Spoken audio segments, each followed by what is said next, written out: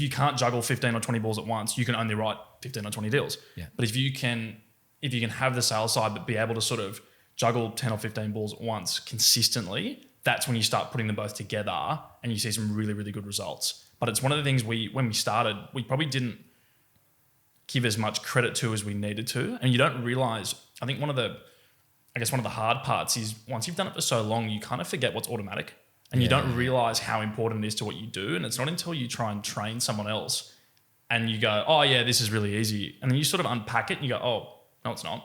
Like we actually know quite a lot and there's quite a lot of balls in the air in terms of every conversation you have and every phone call and every deal you put together. And it's not until you try and sort of instill that on someone else that you realize how many parts are in there and how, I guess, lucky sometimes, well, not lucky, but once you've done it for long enough, it does become automatic. You can start worrying about other stuff. And again, I think that's where you see your results go through the roof when you can lock that in, it becomes automatic. And then it's more about, okay, what am I trying to get from this phone call? What am I trying to get from this deal? What's the bigger picture? But until you can nail the sort of the little things, you can't do that.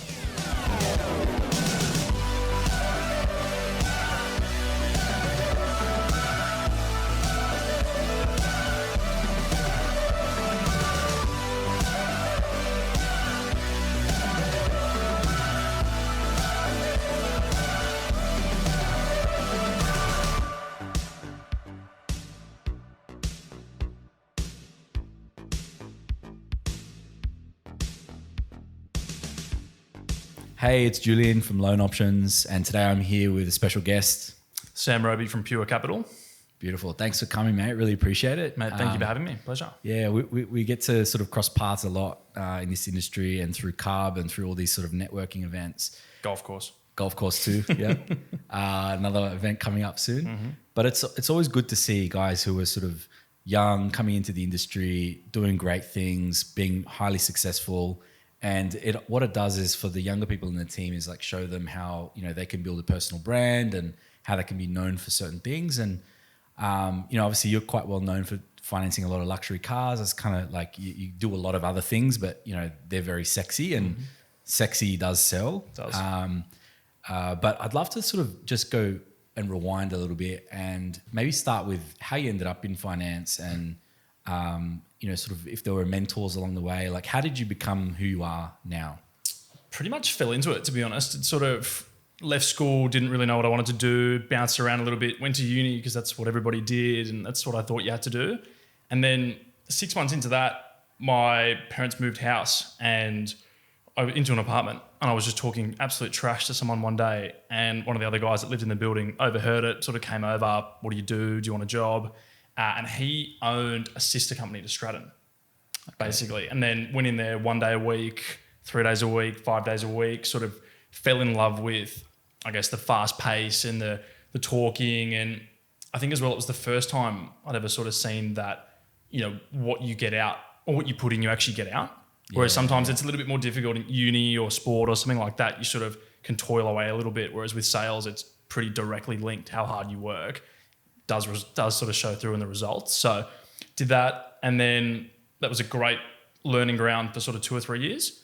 And then about 5.5 years ago, we split out and started Pure Capital. Yeah. So you got a couple of partners that work in that? 2. There's 3 of us. Yeah. Three of you. Yeah. And so you've sort of went through that journey, had, you know, team members to learn off, all that kind of stuff. But what was the moment where you thought this is definitely for me? Like, what was that? Do you remember what it was? Because the allure of the sales culture, sales environment in an office, it's really cool. I mean, you just, the energy, everyone bouncing off each other, everyone pushing to sort of be at the top of the leaderboard. But there would have been a moment where you said, okay, I'm going to pursue this, because now you've started your own business and, you know, that's gone really well from what I can see. And you sort of... I think it's probably difficult looking back. You probably don't realize it. And you sort of, as I'm getting a bit older, I'm learning that you can sort of blink and 5 or 6 years go past pretty quick. So I think it's probably the first deal. I think everyone remembers the first deal they do and you go, oh shit, like this is pretty cool. Yeah. Like, and you build on that from there. But I think it's just the repeated, I like the fact that what we do doesn't require an awful lot of talent. You do your process, you don't get bored doing the small things, and you just keep building, keep making the calls, keep doing the work. Eventually you get rewarded. And I really like, and I think it's something we're really big on in the office of teaching everybody is just the sort of those 1%ers, right? The things that you just don't have to be smarter, you don't have to be better looking, you just have to turn up and do them. And I really like the fact that because of that, you don't have to be super talented, right?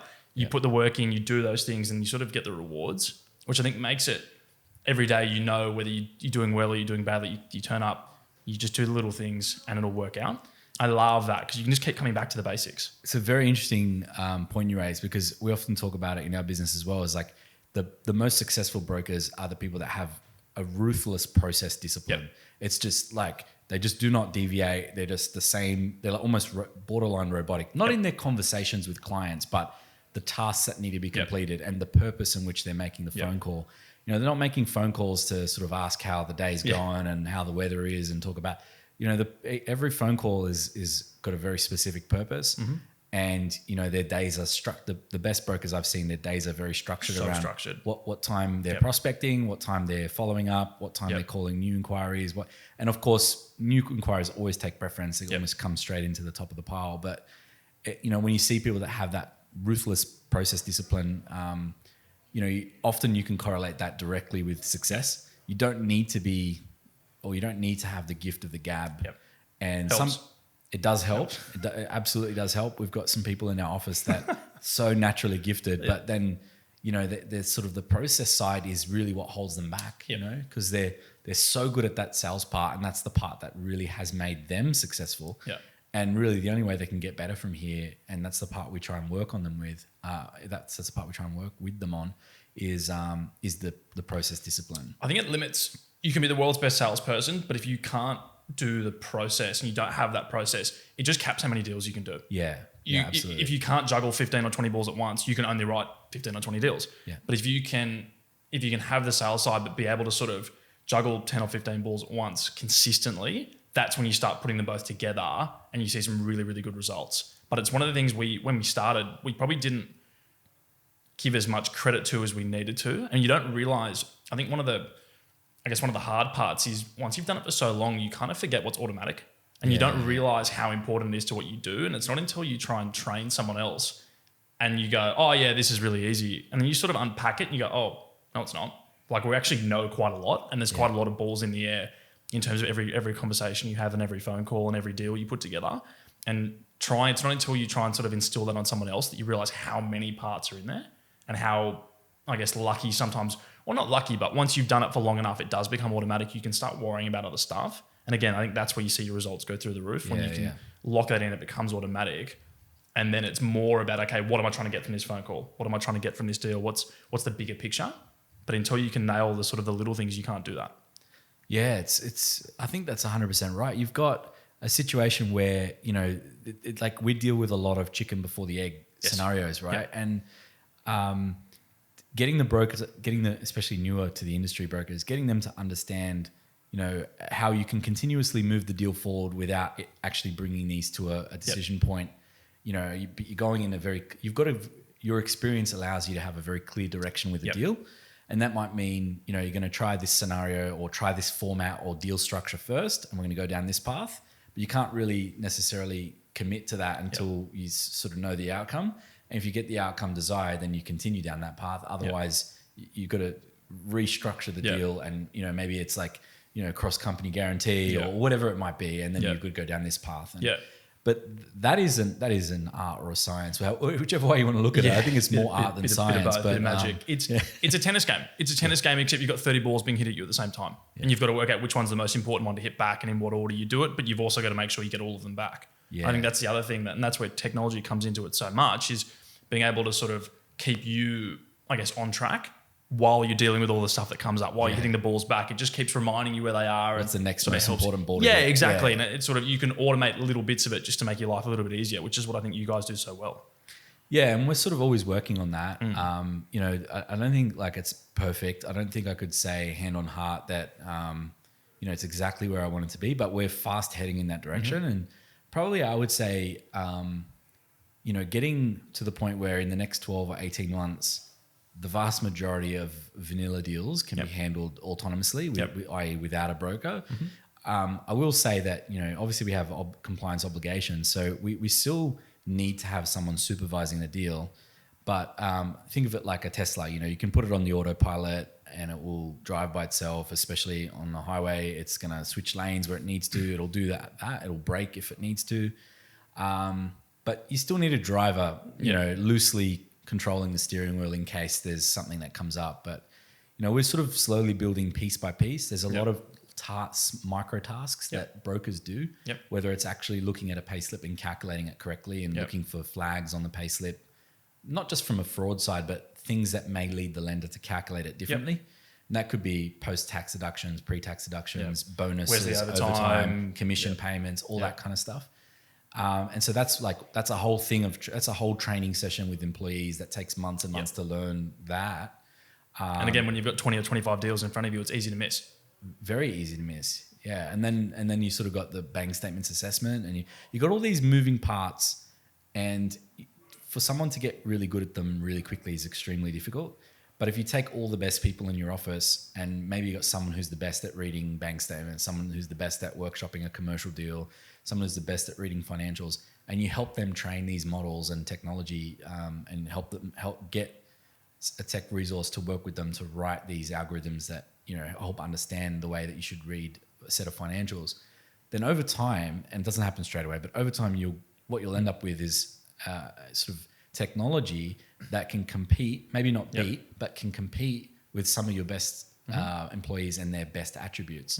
And so now you're sharing that resource, and everyone, if your weakness is commercial full doc deals, now you've got an AI assistant or a tech. It doesn't even have to be AI. Maybe it's just smart technology that's going to help you read a set of financials and sort of prompt you, like, hey, so the balance sheet shows a tax debt, or hey, the balance sheet, whatever the situation is, it's prompting you, and it's prompting the broker to look a little bit deeper, maybe ask the accountant some questions. There's more than a 15% variance in cost of goods sold, the revenue didn't increase, like what's the story there? So now you've got brokers, agents who are better prepared to have conversations with the client and ask the right questions, but also better prepared to talk to the accountant if it's necessary to get the desired outcome. And oftentimes when you dig into details like that, you actually find that there are genuine and valid explanations for it. But a lot of people get scared to ask that. Oh, I'm going to ask my client for too much. They're going to get upset. But if you've done everything right to this point, they're not going to know the difference between what's standard practice and what's you going 10% deeper to avoid delays later on.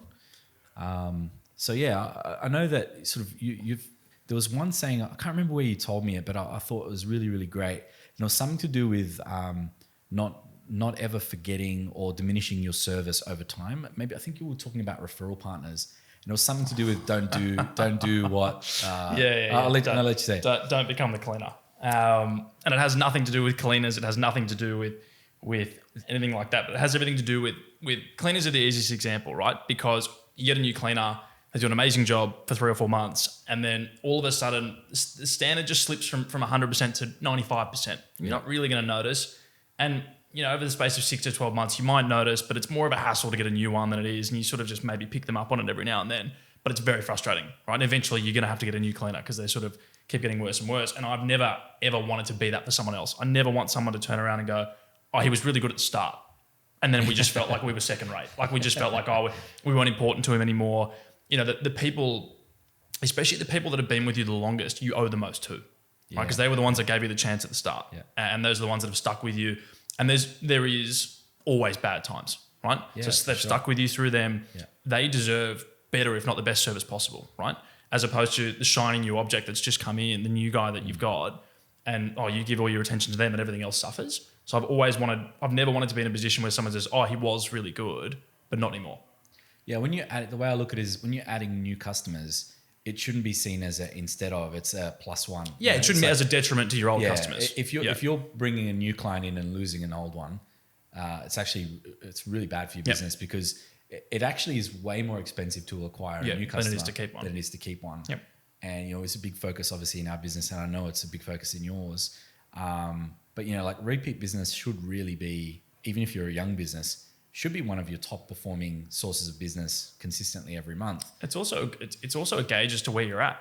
If you write 10,000 deals a year and no one comes back, you're probably not doing a great job. Yeah, and you're going to exhaust the Australian population. Eventually you run out, right? Yeah, exactly.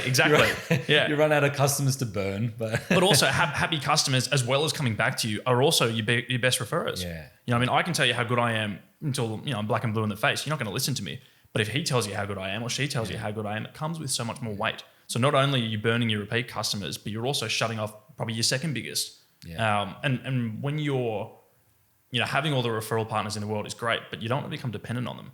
If you're getting 50 deals from one person and they go away or they go to someone else, you're in trouble. But if you're getting 50 word of mouth referrals from 50 different clients and you lose one, you still got 49.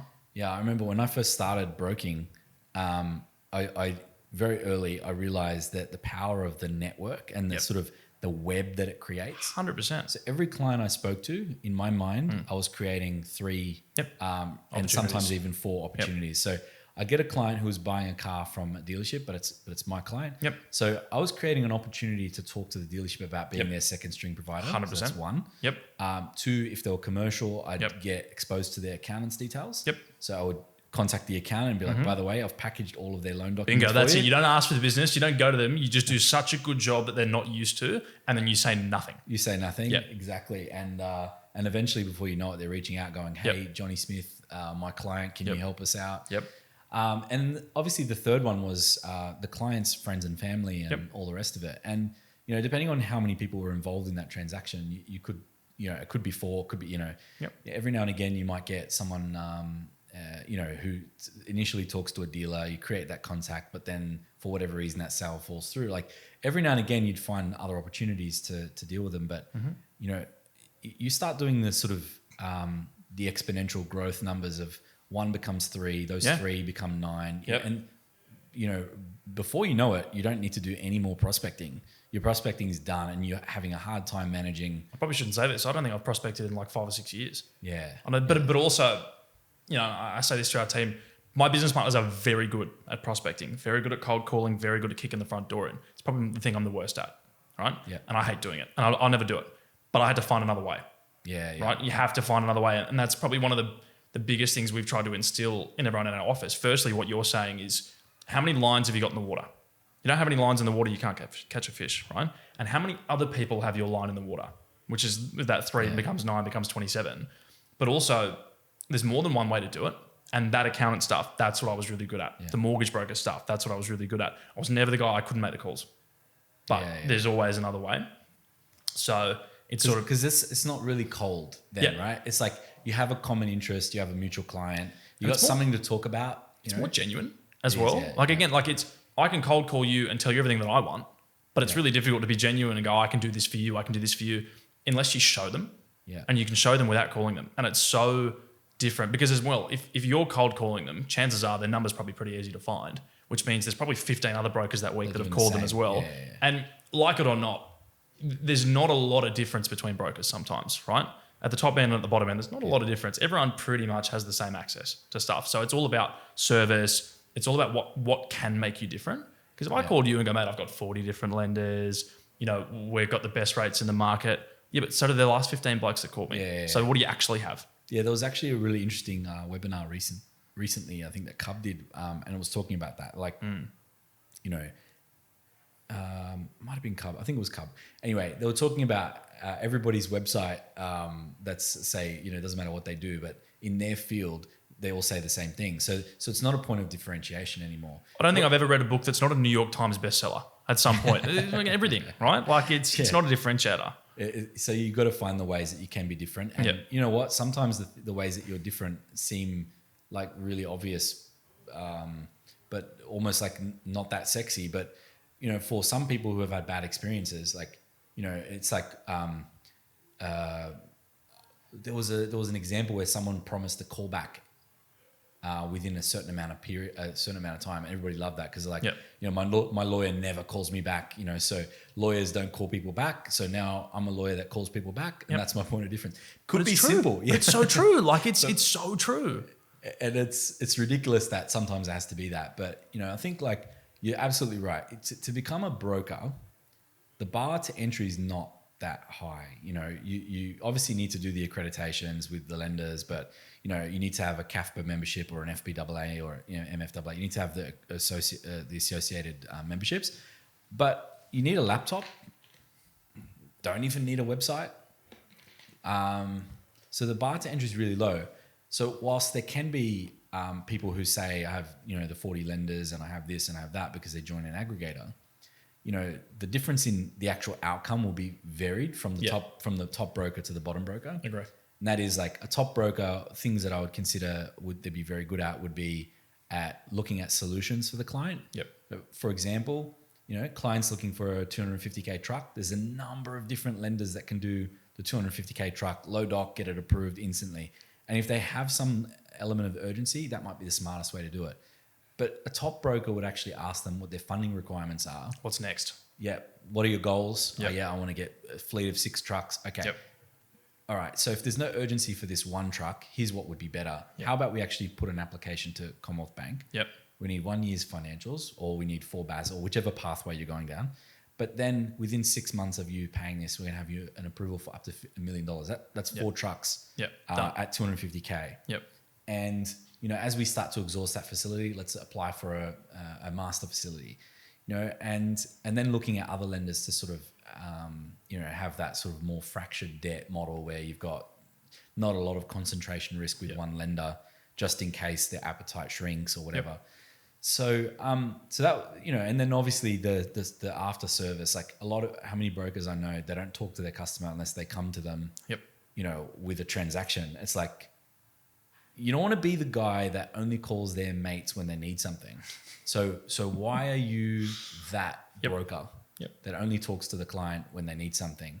I get it. You know, you're not going to sit on that phone for 2 hours, but a text message to your top clients every now and again can't hurt. You know, if you know some key information about them and it's relationship driven, message them, you know, if their team won the footy game or something 100%. Small. Hey, did you see this new car that came out? Thoughts? Yeah, that's it. What do you reckon? Yeah, so simple. And it's a nice, again, it's a genuine people these days are so good at sniffing out forced contact. Yeah. And you just don't reply to it. Like I get it all the time. Just don't reply to it. I don't care. I'm busy.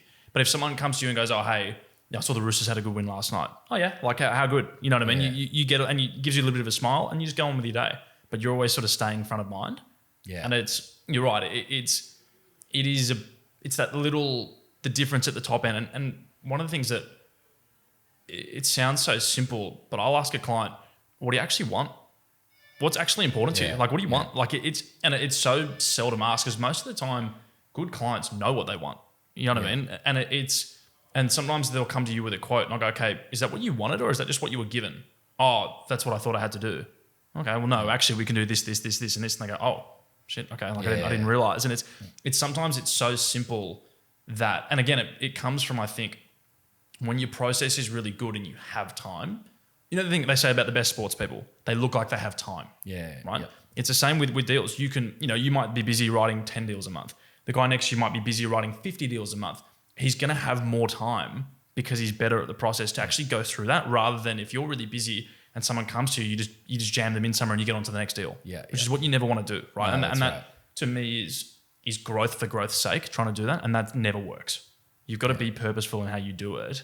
And it comes down to every deal is super important. Yeah, in just that asking nothing questions gets lost. sometimes changes 100% everything. it Like does. a conversation, you said, you know, is that what you wanted? That's a powerful question. You know, so powerful. It's open ended, right? And they can just answer yes or no. Yeah. But more often than not, you're going to get a longer answer than that. 100%. Like actually, you know, here's what happened. You're going to get more of the storytelling about how they ended up there. I just wanted to keep my repayments low. This is just a car that I'm going to keep for 6 months. And then all of a sudden you're looking at it and it's a deal with that quote is with a lender that's going to charge them huge early termination fee. 100%. Hey, I couldn't in good conscience offer you this deal because it's going to penalize you very hard 100%. In 6 months. So. And I say to clients all the time, hey, let's do the math. These are your 2 options. This is your, you know, banks either get you on the way in or the way out, basically. Yeah. We all know that. Here are your couple of options. Here's the option that has the best rates, effectively. Here's the option that has the best exit structure. Here is how long you need to stay in option A for it to be for the savings on the repayment to be more than the exit fee. Yeah, yeah. If you're going to pay this out before month 39, you're better off taking this option on the math. If you're going to pay it out after month 39, take this option because you're going to save the money. That's a very different conversation to Very just different. like jamming it in and away we go. Yeah, and if you're trying to build a business that's sustainable, got a lot of longevity, you can't be just transactional with your clients. You know, I never want to be in the position where, and there's a lot of brokers that do this, settle a deal and then go, gee, I really hope that guy doesn't call me for 18 months asking for a payout letter because I'm screwed.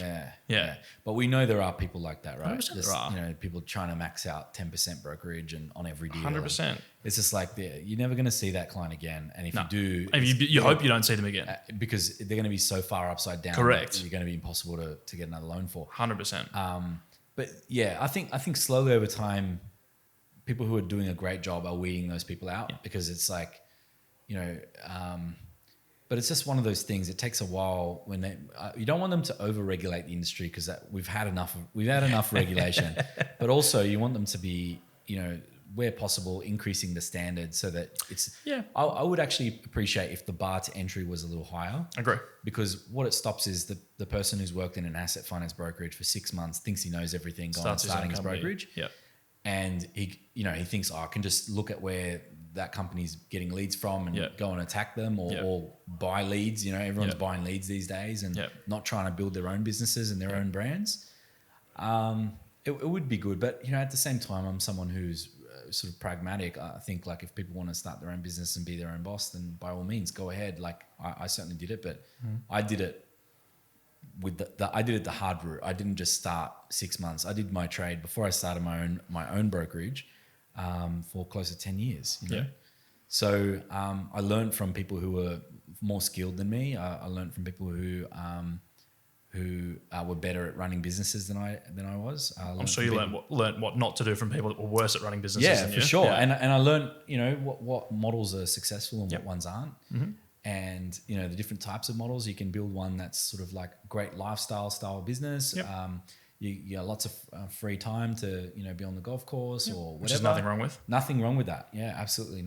In fact, the longer I go in my career, these are the only people that have got it right. Correct. Yeah. So when you're working 14 hours a day and you sort of, you know, sometimes you're just like, it would be nice. It would be an easier option. Yeah. But there's also businesses that you can try and build real enterprise value in. And you know, that's not for everyone because not everyone wants to put in the effort required to try and do that. But there's no right or wrong answer. And I respect each business in their own merits. As long as you do it the right way. Exactly. And you're sort of not burning customers or potentially our industry or our profession in sort of tarnishing it in the long run. You move from employee to business owner. Yep. What's been like some of the biggest challenges or things that opened your eyes a bit? Because I'm not sure exactly your age now, but you're 27? 26. 26. Yeah, wow. So still very young. But very mature, head on your shoulders. And probably when you started your business, you would have been just over 20, right? Yeah. Yeah. So very, very young business owner. What's some of the things that you did? What are the things that you expected to be harder and they were actually easy? And what are some of the things that you expected to be easy and they were hard? I think probably one of the benefits of being dumb at 20 when you start is you don't expect anything. You expect everything's going to work. You think everything's going to be absolutely fine, and you probably don't think more than 30 seconds ahead, which probably wasn't a bad thing at the time. Yeah. So I don't actually quite know what I thought. I think what we said a lot when we started was if we can just get 6 months down the track. If we can just get 6 months down the track. And we never bought leads. So everything was done referral from day one, which means I think we probably got the hunger right in terms of, you know, you might only get 5 or 6 leads a month. You need to make this a deal. You need to figure out a way of getting it done, which served us really well. And then from there, it was sort of just, it sounds really dumb and really sort of juvenile, but one of my goals at the start of every year was just have the business at the end of the year. You know, there's pretty good stats that you'll know as well as I do of how many businesses failed 12 months, 24 months, 36 months. And if you can get to sort of 5 or 10 years, you're doing okay. So it was just, and every day in broking, it gets easier because you get more lines in the water. Every time you do a deal, every time, you know, you get a chance, it gets easier. So it was just stay afloat, stay alive, which I think we did well. Now it's probably a combination of, you know, I'm still building my own book as well as the business's book. And how much time do you spend on yourself? How much time do you spend on the business? How much time do you spend on the employees? And it's just getting that, I guess, kind of balance right, I think is a little bit difficult because, you know, I've still got an obligation to the people that that refer to me now and the people that were with me at the start to still give them, service, call them back within 1 minute, do the best for them and their customers, while also trying to grow the next, I guess, generation, and grow them in the right way. So scale that's part of scaling the business. Right? Yeah, I think so. And trying to get that balance, which we don't always get right. But I think part of the fun of it as well is the journey. I wouldn't want to skip 6 months down the track now. I love every day of what we do, and every day is different. So just kind of working that, and sometimes, your own business will need more attention, and sometimes the room will need more attention. And it's just working out, I guess, how to balance that with your process and being accurate, I think. And I think one of the things I'm struggling with now or working with is actually probably giving myself less time in the office. I was pretty good at getting in at 7 and leaving at 7 or 8 and sort of just probably not being productive. And I always say to people now, are you working hard or are you just working long? Because they're not the same thing. That's right. So I'm pretty good at working long without really doing much. So I'm going, okay, well, if I, rather than getting in at 7 and leaving at 7, if I'm in at 7 and leave at 5, do I do just exactly the same amount of work? Do I do more work? Because I know I've got a deadline on when I'm going to go. Yeah. So I guess that's probably trying to work through that now. And I think that's a skill, being able to be accurate throughout the day. Yeah, one of my colleagues sent me a link. It might have been yesterday. It was yesterday or the day before. It was talking about that exact thing. And it's like if you give somebody the same amount of tasks or work for you just change the designated period of time they can complete it in, the amount of work doesn't change. So, and that's why, like, oftentimes in when I'm running a business and other people running businesses, they see their staff, they're kind of up, they're sort of just clowning around, having a good time. And it's like, it's actually because we've given them an 8-hour workday. But the reality is they probably only need to complete their task 5 hours. So they find ways to fill that time, whether it's procrastination or, anxiety about completing the next task or whatever it is. But yeah, I agree. You do have to set deadlines. I was doing it last week and I noticed and I had to stop myself doing it. It got to sort of 3 o'clock and I'm like, I've got one thing to do. I could probably go home or I could probably do something else, but I'm going to make that one thing take till 5 o'clock because I'll feel lazier if I leave the office early than I will if I take 2 hours to do this thing that'll take me 10 minutes. I'll feel worse. Yeah. So I'll just drag it out to get to, this is an appropriate time to do something else or to leave. Okay, cool, I'll go now. And it's so crazy. It's so stupid. But it's something that it needs to be worked on.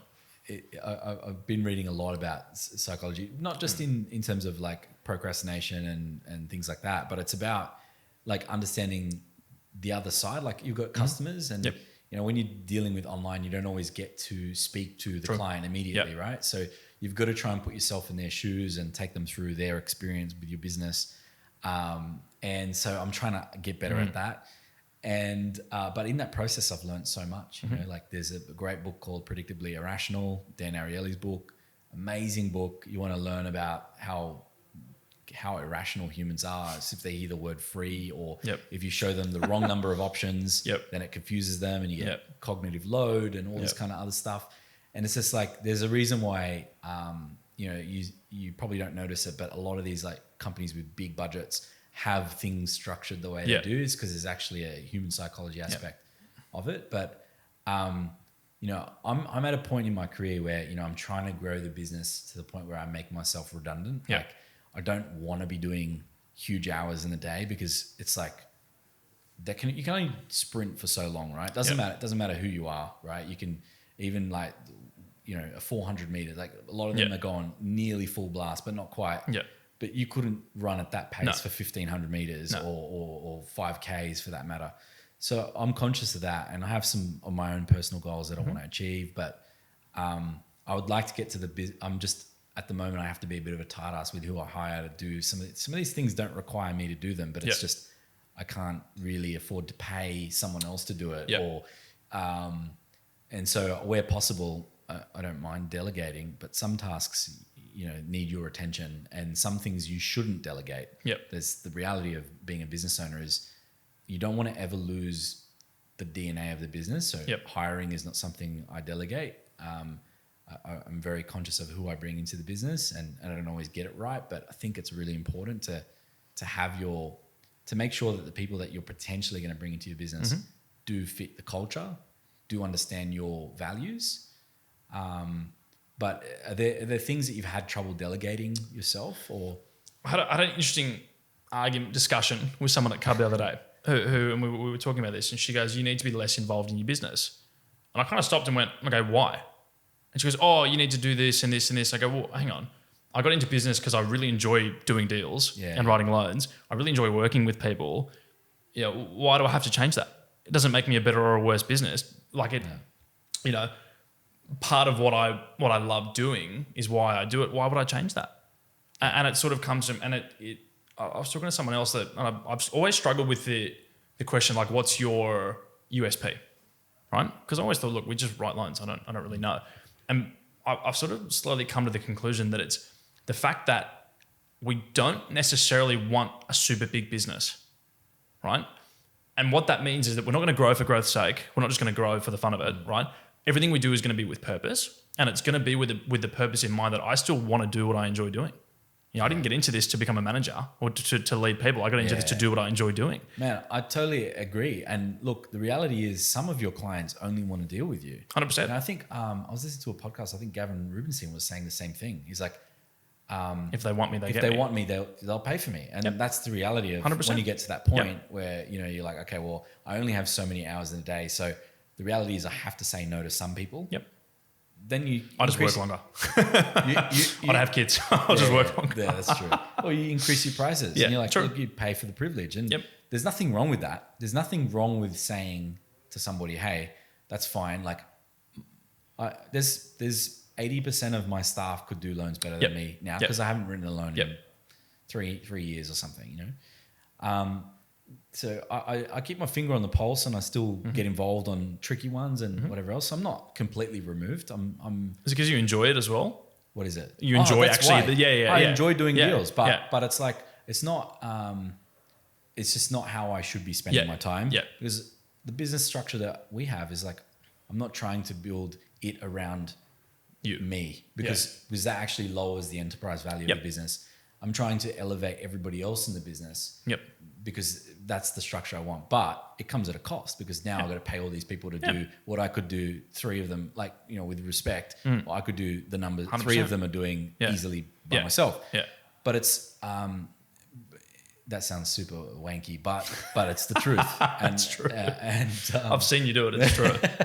So you know, from my point of view, I think, you know, for me, I like to keep my hands dirty because you can't be an effective leader of a team when you don't know what they're going through. You have to be in the middle of the line. You can't be too far forward that you miss everything at the back. Exactly right. You can't be too far at the back that you miss what's happening at the front. Exactly. 100%. Dichotomy of leadership. 100%. And that's like, you know, I draw a lot from those books because the 3 series is just amazing. It's just so on point. It's like, you know, if you're too far sort of up in the clouds, you don't know what the front line are going through. And if you're too far in the front line, you can't zoom out and see the big picture and where am I taking this business? Like, what are the goals for it? So I do enough to keep my hands dirty. I read all the credit policy changes. I make sure I'm across. I've got my finger on the pulse.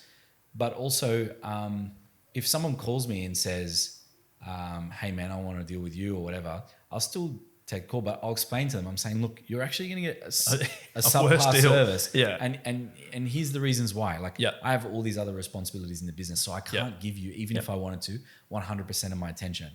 But what I do is I do the application and the relationship part, and then I'll hand it off. And then what I'll do is I'll get involved at the negotiation part with the lender and making sure I get it across the line. When I take the app, I have an idea on where it's going. If for whatever reason through that discovery and document collection phase that something changes, then I'll have another look at it. But assuming everything they told me is accurate, which it usually is, you know, then I'll only get involved if there's any resistance of the deal getting done with how I structured it to get done. But, you know, I'll never say to someone, sorry, I can't deal with you. No. I just explain to them. If they want me to do it still, no, I'm just happy to deal with you. I'll do it. And I'll just let them know that the communication is going to be less than what they would get from one of my other team members.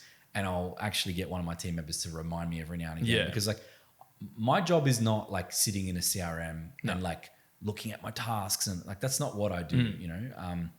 So yeah, it's a bit different. You know, sometimes I remember the simpler days where we just had a little shoebox office, like half the size of this podcast studio in Parramatta, and I was just writing deals and you know, it was easier then for sure.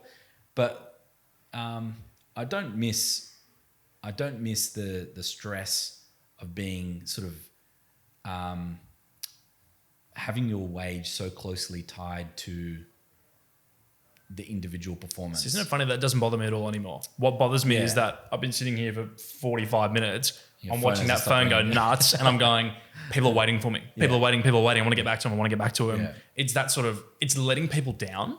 That's, I think, the daily stress now. It's not necessarily, I'm very lucky and very grateful that we're probably a little bit past that stage now, having done it for a while, where it's not too concerned about kind of the day-to-day turnover, but it's more like, I don't want anyone on that phone to say they had a bad experience. Yeah. That freaks me out. So, I know exactly where you're coming from. It's like anytime you're sitting in meetings and you're just going zzz, zzz. Yep. It's one of the reasons why I stopped wearing an Apple Watch, actually. Yeah, okay. I'm back now. Yeah. But I've just toned down all the notifications, but it was just too much. You know, the phone's ringing, it's just buzzing the whole time. And it's just like, it actually builds to the anxiety because like your phone's ringing and your watch is ringing and then you get the missed call notification, then you get the SMS from the client or the person. And like you get 5 notifications, like, and really you just need to action one thing.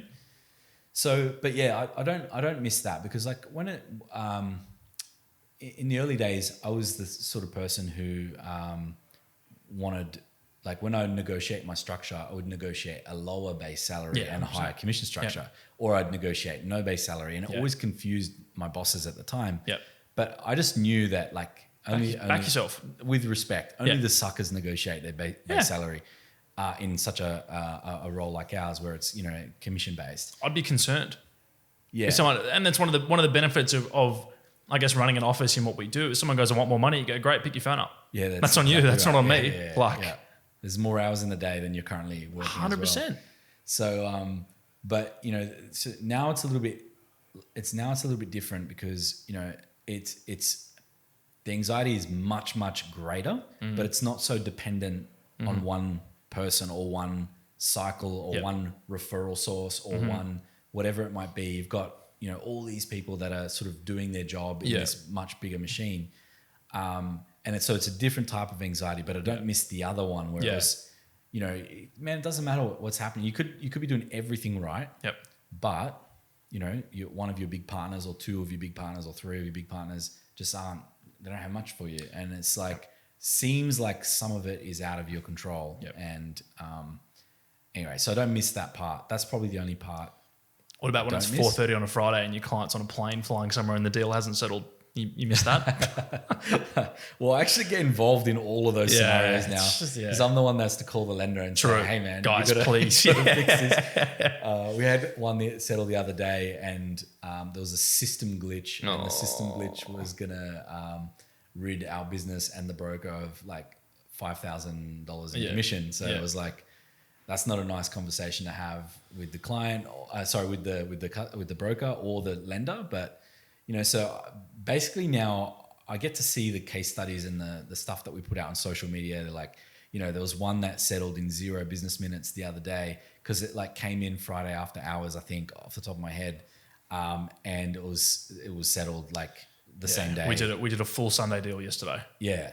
And that's like lead submitted, approved, settled all Sunday. Yeah.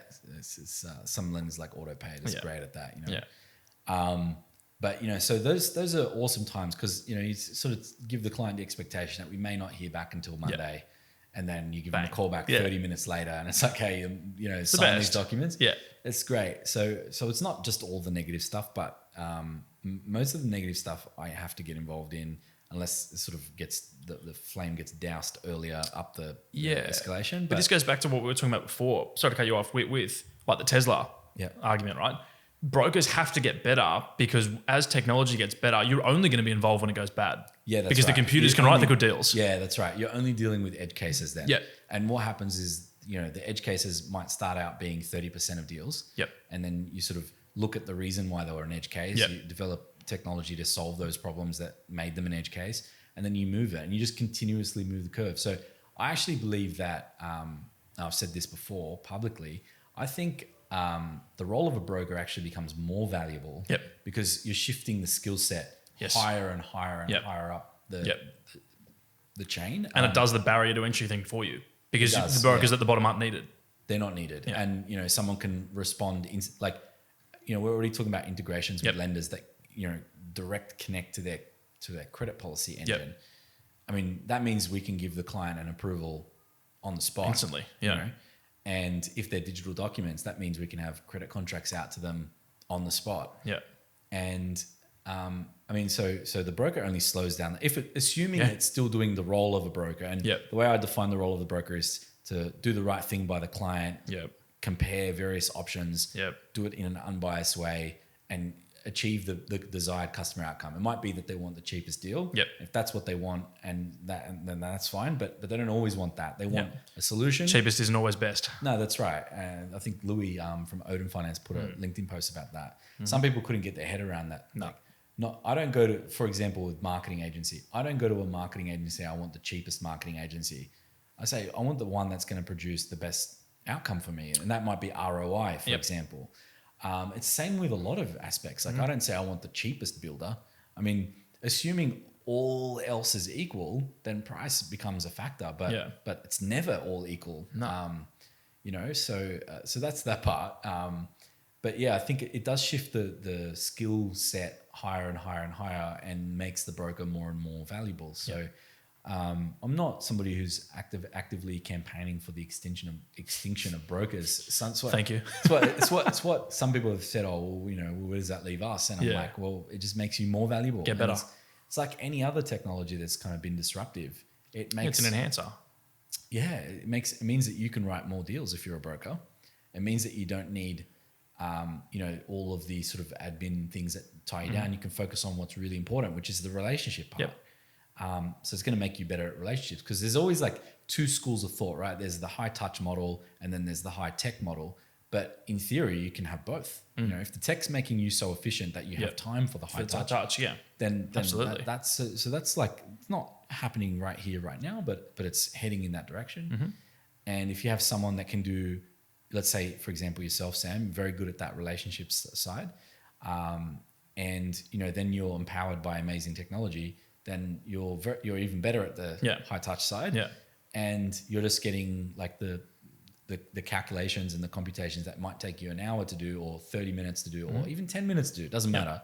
Now you're able to deliver those to a client in a link, for example, that lets them play with the slider and go, well, if I pay it out in the 36th month, then how much does that have? And just like let them do it, let them play with an unlimited amount of scenarios, instead of them coming back going, what happens at 32 months? Okay, Okay, I understand 32 months. What about 34 months? Oh, please. It's 9:30 on a Friday.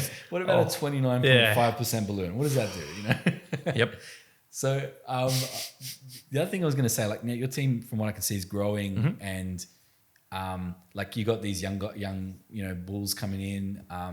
How have you found sort of the transition to passing on the knowledge, right? Because there's a school of thought that says that you actually get better when you start teaching, but sometimes it can also take away from your time and your bandwidth as well. Yeah, I think you become more conscious as you start teaching, which can make you better. It's been, again, interesting in that you have to learn how to sort of, probably not even how, probably when to teach. I think has been something that I've probably missed a little bit, and I'm slowly getting better at it. But what are they actually prepared to hear in that moment? You can't give them too much, and it's got to be relevant, but then you've got to keep sort of repeating the message until they're ready to hear it. And it comes from, and I think one of the difficult things in what we do is that it's so situational sometimes, and that's the hardest part to teach. If someone says this, what do they actually mean? And what do they want? And most of the time, the pattern recognition of, well, the last 10 people that said this actually went and did this. Yeah. How do you teach that? You can't. And it's about, what we sort of came to was, okay, the only way to do it is to do the reps. You just got to do the reps. Yeah. And then we go, okay, well, how do we simulate the reps? Because I don't want them doing live reps or reps on live clients and screwing all that up. Yeah. So how do we simulate the reps? How do we do that? Okay. And then how do we, it's really easy to hit golf balls on the driving range when there's no pressure. But how do you simulate the pressure? Yeah. It's easy to say the right things when it's not a client on the other end of the phone. But how do you do it? What curveballs are they going to throw? And then how do you teach that so much that it becomes ingrained, so that when the moment actually arises, they're ready for it and they know how to spot it? Yeah. I think. And then in that as well, when you're at their level, and they've been sort of maybe a year, 18 months, and they're very good, But I think one of the biggest skills as well is being able to see the forest for the trees, being able to see, okay, this deal is super important because of this, and this, not because of this one deal. And how do I then treat that deal differently? Good example, right? I did a deal for a real estate agent, and it was the first deal I'd done out of their office, right? Good office in Double Bay. And I needed to do the deal for free for the numbers to work, right? And I turned around and went, okay, do I want to do this? Do I not want to do it? I'll do it. And then I just said to him, I'm doing this for free.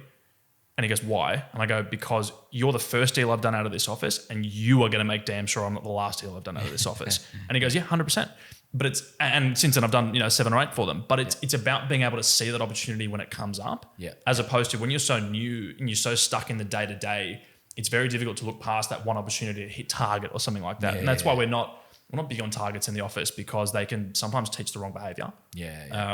So it's about being able to sort of, I guess, one, the training of how to do the actual deal, but 2, how to spot the opportunities and how to deal with stuff when it goes wrong as well. Because again, you only really get a chance to show how good you are when something goes wrong. So if a computer can do a deal and I can do a deal at the same time, okay, great. How well can you actually do? Whereas when shit hits the fan, then what? That's actually, a lot of people don't know this, but that's actually, there's studies and research that show that's where you create your biggest advocates. 100%. And so, something goes wrong, right? We have this saying in our business, like, it's not our fault, but it is our problem. Yes. And love that. Even if, like, let's say we deal with so many different dealers and not all of them are our partners. There's some shady ones out there that do the wrong thing by clients. We had a situation. This is a real scenario. Client bought a lemon from a dealership. I think they were in WA. I can't remember where it was. We funded the deal. Turned out to be a lemon. Dealer stopped returning the calls of the client. He was trying to flat cancel, and he put in an AFCA complaint and all this kind of stuff. Had nothing to do with us, but that's my client. I'm going to look after the client as such. So I looked at it all and I was like, okay, the client got I can't remember what was wrong, timing belt, water pump. I don't remember, but it was going to cost $2,000 to fix. And I looked at the deal and I was like, this client is clearly in distress. He's financed a car. He's making payments on this car. It's causing Pepper a nightmare because he's refusing to make the payments on the car. It's causing us a nightmare because we're sort of now in the middle of it. So, the broker was fumbling around with it. He didn't really know what to do. And then it came to me. Fair enough. Like, I don't know how to solve this. And I just said, okay, well, has he got a quote for the mechanical repairs or whatever? Turns out the quote was going to cost $2,000 or whatever. We just paid it. And it's like, if you can't have the foresight to know that client is now thinking these guys are the absolute best. And he was so thankful. He was like, almost brought to tears thinking like, he didn't have the money to fix this, So no one, these days, no one really had, it wasn't like he was buying a Ferrari. He was buying a $10,000 car or something, There's 20% of the vehicle's value, right, was in mechanical repairs. That's a lot, So whatever car you own right now, whatever that's worth, if the mechanical repairs are going to cost you 20%, and you've just bought it, just bought it, how would you manage that? So, so I was fortunate that it was a cost that was, in the scheme of business, not a big cost to absorb.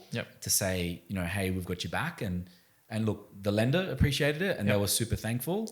The client appreciated it; they were super thankful, and at the end of the day, that's in line with our values as a company. Don't like, always be a good human. That's like one of the biggest ones, right? That's the number one value. Always be a good human, and do things that would make your parents proud. Do things that would make your family and your children proud if you have children.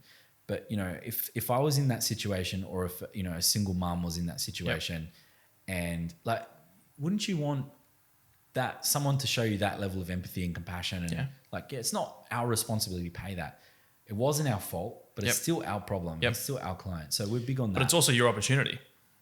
It's the number one way that people become advocates for your business. And I'd be surprised if this bloke hasn't told at least 10 people about what we did. And it's not like... And if he hasn't, who cares? It's still the right thing to do. It's still the right thing to do. Absolutely right there. So I think, those are some of the lessons that I've learned. I think it's really, really important that you actually always look after your customers and always find a way to actually show your value, show your worth. And you're not going to do that if everything goes smoothly. You've got to find ways, anytime, it doesn't matter if the settlement's delayed or whatever. We had a situation recently where client bought a car from Tesla. There was a deposit that was on the agreement. Maybe it was a misunderstanding. I don't know how it actually ended up there. But then when we're like, okay, yep, it's all settled. You just got to pay this amount to the Tesla dealership, and like, what? I've never heard of that. And the numbers were all confirmed prior, whatever. But the thing is, that client was then like pretty freaking out. Like, 100%. And I just said, overheard the issue, and I said to one of the team leaders who was looking after it, I said, make sure that your conversation with the client is you're speaking with so much conviction that you're going to solve this problem for them. Don't let them think like, oh, it's a big deal or whatever. We just immediately flat cancelled, reissued docs, whatever. But the client didn't know we could do that. The client didn't know that we were going to come to the rescue like that. She just thought, how am I going to come up with this deposit? Oh my God, it's final. So we solved it. But whether it was the Tesla's dealership's fault, because it's very transactional on their side, it probably was just a mistake in data entry or something like that. We came to the rescue, solved the client's problem. I dare say that client's going to be ours. But it's like the way that you speak to clients. I had a conversation with somebody today about it. The way that you speak to clients matters. And the language that you use absolutely matters. 100% it does. If you get given a scenario or the client tells you their situation, you go, oh yeah, I think I might have a lender, and like, I'll just go away and I'll come back to you on it. And like, it's still friendly language, but it doesn't inspire confidence. I want to speak, if I'm a customer, I want to speak to the broker who goes, I know exactly where it's going to go. Yep, absolutely. Got a solution for you. I'm going to submit it today. We'll have it approved tomorrow, and I'll come back to you with the approval advice. This is what we're doing. This is why we're doing it. This is how we're going to do it. This is exactly how it's going to play out. Here's what it's going to cost. And if you can do that and be that person, that customer is not going anywhere else. Why would they? You've done the shop. People don't like shopping. I don't know how many times you've had to go shopping for quotes from different builders or whatever. No one likes doing it. Someone give me exactly what I need to hear, do it at a price close enough to everybody else, and let me stop doing this. And be careful not to make promises or write checks that you can't cash. 100%. So if you don't know the lender and you don't know the solution, but that's the product knowledge part. And I think that's what you and your team have got so right. Like, I think you guys really emphasize the importance of product knowledge and understanding the little niches that each lender has. And it's something that we certainly try and build, our team on. It's like product knowledge can solve for your slight lack of sales ability. Product knowledge can fill in gaps in maybe your skill set's not well-rounded or whatever. Product knowledge is actually a really powerful tool. It's almost like a putty or a gap filler or, a caulking gun that, just kind of... My grandma used to say that there's no crack you can't pave over without whipped cream or mashed potato or something like that in cooking. You can just cover every mistake with that. But it's true. It's true. Whipped cream or mashed potato. That's a great one. I want to sort of go through, we have this tradition on the podcast, and that is to make sure that we get our guests to do a 60-second pitch on their value proposition. This will test me. Yeah. So on the count of 3 or whenever you're ready and I say go, just... on why you should use me or why you should use Pure Capital or... whatever you prefer. I'll let you decide there. But, give us the 60-second pitch of why they should transact with you. All right, my 60-second pitch is I'm old enough to have the experience. I'm 10 years in the industry. I'm young enough that I have the hunger and the drive and the desire to be better than everybody around me and probably a little bit of the ego to want to do a great job. I have a massive chip on my shoulder about letting people down and not wanting to do a bad job. And I think when you combine all of those things together, you get someone that's going to be, relentlessly in your corner, searching, striving to get you the best result possible and the absolute best service so that you go and become my biggest supporter. And I think when you pair all of that together, you're going to get a good outcome. Brilliant. Sounds great, mate. I want to send you. You want to do my loan? Oh, how good. No, all good. That's my absolute pleasure.